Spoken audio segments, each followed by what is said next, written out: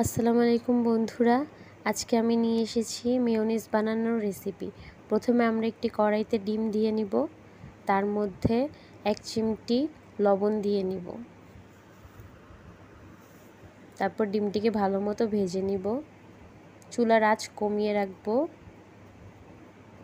এরপর আমরা আরেকটি কড়াইতে 4টি রসুন এবং 1টি শুকনো মরিচ ভালো মতো ভেজে নিব। ভাজা হয়ে গেলে এগুলোকে আমরা উঠিয়ে নিব।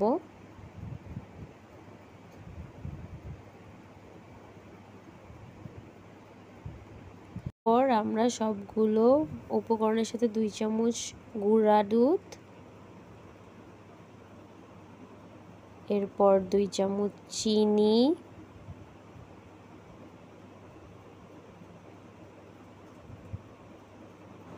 এরপর আমরা 1 টেবিল চামচ ভিনেগার অ্যাড করব।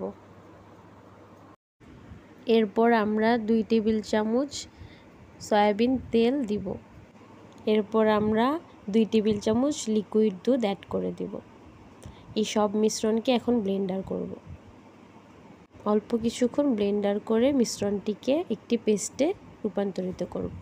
এরপর আমাদের সুন্দর একটা পেস্ট তৈরি হয়ে গিয়ে মেয়োনিজ রেডি।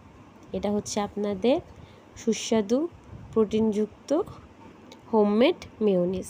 তো গাইস, আপনারা ভালো থাকবেন, সুস্থ থাকবেন। ভিডিওটি ভালো লাগলে সাবস্ক্রাইব করবেন, কমেন্ট করবেন। আসসালামু আলাইকুম বন্ধুরা, আল্লাহ হাফেজ।